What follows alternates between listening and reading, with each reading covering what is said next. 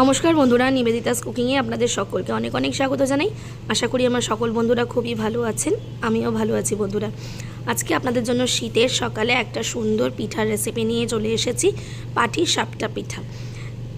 গ্রামের সুন্দর একটা পাটিসাপটা পিঠার রেসিপি শেয়ার করব।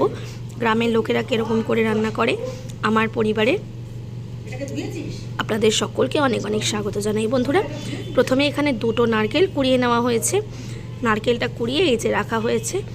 এই যে কুলোটা দেখতে পাচ্ছেন, এগুলো কিন্তু প্লাস্টিকের কুলো, নর্মাল যে হয় কুলো সেই রকম কুলো নয়, প্লাস্টিকের কুলো। এখানে নিয়ে নেওয়া হয়েছে চালের গুঁড়ো।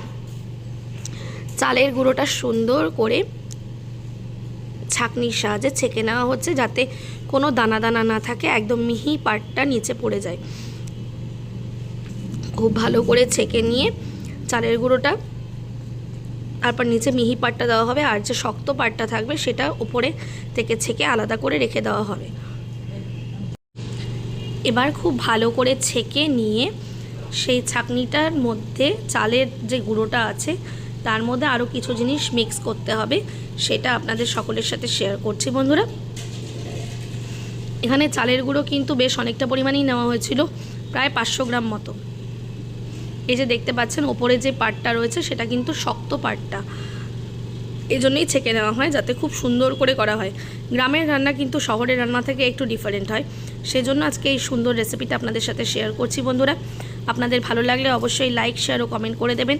আর নিবেদিতাস কুকিংয়ে নতুন ভিডিওতে আপনাদের সকলকে অনেক অনেক স্বাগত জানাই। সকলে আমাকে সাপোর্ট করে পাশে থাকবেন। বন্ধুরা, চালের গুঁড়োটা পুরো ছাঁকা হয়ে গেছে। এখানে নিয়ে নেওয়া হচ্ছে তার মধ্যে ময়দা। এখানে 1.5 কাপ ময়দা নেওয়া হয়েছে। চালের গুঁড়োর সাথে ময়দাটা খুব ভালো করে মিশিয়ে নেওয়া হলো। আর এই পাশে যেটা দেখতে পেলেন বন্ধুরা, সেটা হচ্ছে দুধ, খাঁটি গরুর দুধ, গ্রামের গোয়ালার থেকে নেওয়া হয়েছে। আর এখানে কিছুটা পরিমাণে নুন দিয়ে দেওয়া হলো। এখানে কিন্তু যে নারকেলটা কুড়ানো হয়েছিল সেই নারকেলটা চিনি দিয়ে মাখা হচ্ছে। আর এখানকার চিনি কিন্তু আখের গুড়ের হয়, সেই জন্য একটু লাল লাল ভেবে ভাববে না যে এটা বাজে চিনি, এটা আখের গুড়ের চিনি, সেই কারণে একটু লাল লাল চিনি। এবার ময়দার মধ্যেও আর চালের গুঁড়োর মধ্যেও চিনি দিয়ে দেওয়া হলো, সেটাও খুব ভালো করে মিশিয়ে নেওয়া হয়েছে। আর এর মধ্যে দেওয়া হচ্ছে গরুর দুধ। দুধটা পরিমাণ অনুযায়ী দেওয়া হচ্ছে। এখানে 1 কাপের থেকে একটু বেশি পরিমাণে দুধ নেওয়া হয়েছে। দুধটা দিয়ে এবার ভালো করে মিশিয়ে নিয়ে ভালো করে মিক্স করা হচ্ছে। হাতের মধ্যে ভালো করে চেপে চেপে খুব ভালো করে মাখানো হচ্ছে, যাতে একটা মিহি ডো তৈরি হয়। আর এর মধ্যে মেশানো হচ্ছে অল্প অল্প করে জল। জলটা অল্প অল্প করে দেওয়া হবে, যাতে খুব ভালো করে একটা ডো তৈরি করা হয়। এটা হচ্ছে পাটিসাপটা পিঠা বানানো ডোটা তৈরি করে নেওয়া হচ্ছে। খুব ভালো করে হাতের সাহায্যে মথে নিয়ে পিঠা বানানোর যে ডোটা হবে সেটা ভালো করে মিক্স করে নেওয়া হচ্ছে। তারপর এর মধ্যে ধীরে ধীরে জল মিশিয়ে পরিমাণ অনুযায়ী একটা ব্যাটার তৈরি করা হবে, যেটা খুব বেশি পাতলাও হবে না এবং খুব বেশি ঘনও হবে না। পরে বন্ধুরা, এখানে আরও 1 কাপ দুধ মিক্স করা হলো। যতটা করে লাগছে সেই অনুযায়ী পরিমাণ অনুযায়ী মিশানো হচ্ছে। এখানে পরে আরও 1 কাপ অনুযায়ী দুধ মেশানো হয়েছে। দেখতেই পাচ্ছেন বন্ধুরা যে ডোটা কিন্তু খুব মিহি হয়েছে। সেই জন্য যেহেতু চালের গুঁড়োটা প্রথমে চেলে নেওয়া হয়েছিল, সেই কারণে চালের গুঁড়োটা চেলে নেওয়ার দরুন সে একদম মিহি ডো তৈরি হয়েছে। এই যে বন্ধুরা, পরে আরও একটু জল মিক্স করা হয়েছিল আর একটু দুধ মিক্স করে দেখতেই পাচ্ছেন ডোটা কীরকম তৈরি হয়েছে। একদম পরিষ্কার, স্বচ্ছ এবং ঘনত্বটা বুঝতেই পারছেন কতটা ঘনত্বটা হয়েছে। আর হাতের সাহায্যে অন্তত 15 থেকে 20 মিনিট মতন ভালো করে ফেটানো হয়েছে,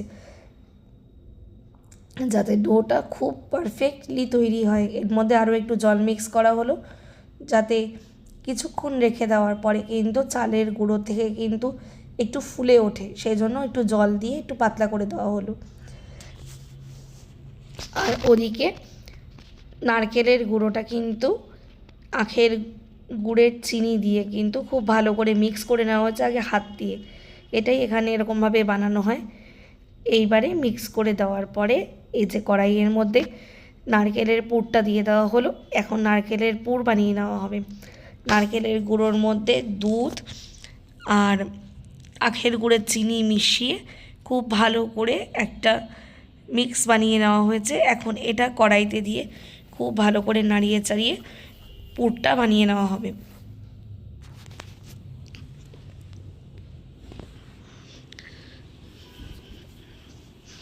খুব ভালো করে মিশিয়ে মিশিয়ে নারকেলের পুর তৈরি করে নিতে হবে, যেটা আমরা পাটিসাপটা পিঠার মাঝে দেব। এই যে আপনাদের সাথে শেয়ার করলাম বন্ধুরা। আমার ভিডিওগুলো ভালো লাগলে বন্ধুরা লাইক শেয়ার ও কমেন্ট করে দেবেন। আর আমার পরিবারে নতুন বন্ধু হলে অবশ্যই আমার চ্যানেলটাকে সাবস্ক্রাইব করে পাশে থাকবেন। পাশে থাকা বেল আইকনটা প্রেস করে দেবেন বন্ধুরা, যাতে নতুন নতুন ভিডিও নোটিফিকেশান আপনাদের চ্যানেলে খুব সহজেই পৌঁছে যেতে পারে। আমার নারকেলের পুরটা তৈরি করা হয়ে গিয়েছিল, সেটা নামিয়ে প্রথম পিঠাটা দেওয়া হয়েছে। যেহেতু প্রথম পিঠা সেই জন্য কিন্তু একটু কড়াইতে লেগে লেগে গিয়েছিল। আর এটা যেটা দেখতে পাচ্ছেন সেটা হচ্ছে কলার যে ডাঁটি থাকে, সেই কলার ডাঁটিটা একটা কেটে নেওয়া হয়েছিল। যেহেতু এখানে গ্রাম, এখানে প্রচুর কলার গাছ থাকে। এবার আর একটা কলার ডাঁটির সাহায্যে তেলটা ভালো করে মিক্স করে দেওয়া হয়েছে। তারপর কড়াইয়ের মধ্যে 1 হাতা ডো দেওয়া হয়েছে। এই যে ভালো করে নাড়িয়ে নাড়িয়ে, কিন্তু যেহেতু কাঠের উনুনে রান্না করা হয়েছে, নাড়িয়ে নাড়িয়ে একটা গোল ডো দেওয়া হয়েছে। দেওয়ার পরে এবারে ডোটা ভালো করে কিছুক্ষণ ফুটে নিয়ে সিদ্ধ হয়ে যাবে। ওপর পাটটা শক্ত হলে তারপর তার মধ্যে নারকেলের পুরটা দেওয়া হবে। ভালো করে সেদ্ধ হয়ে যাওয়ার পরে ধীরে ধীরে নারকেলের পুরটা এবার এর মধ্যে গোল করে দেওয়া হয়েছে একদম মিডিলে।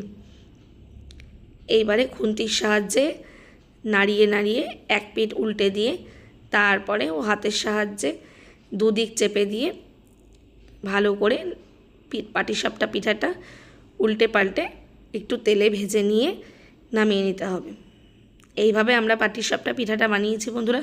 আপনাদের আমার এই রেসিপিটা কেমন লাগছে অবশ্যই আমাকে কমেন্টস করে জানাবেন। আপনাদের ভিডিওটা ভালো লাগলে লাইক শেয়ার ও কমেন্ট করে দেবেন বন্ধুরা। আমার পরিবারের সবাই জয়েন করুন, আমার চ্যানেলটাকে সাপোর্ট করুন বন্ধুরা। আমার পাটিসাপটা পিঠা একদম রেডি হয়ে গিয়েছে। এই পিঠাটাকে এবার তুলে নেব, নিয়ে আবার অন্য পিঠাটা বানাবো, সেইটাও আপনাদের সাথে শেয়ার করছি। 2-3টে পিঠার রেসিপি আপনাদের সাথে শেয়ার করলাম। এই যে কয়েকটা পিঠা বানানো হয়ে গিয়েছে। প্রথম কিন্তু পাটিসাপটা পিঠা যে কোনো বাড়িতেই বানাতে গেলে কিন্তু একটু একটু আটকে যায়, তারপরে যত কড়াইটা তেতে ওঠে তত সুন্দর হয়ে ওঠে। আজকের রেসিপিটা আপনাদের কেমন লাগলো বন্ধুরা অবশ্যই আমাকে কমেন্টস করে জানাবেন। Bye bye.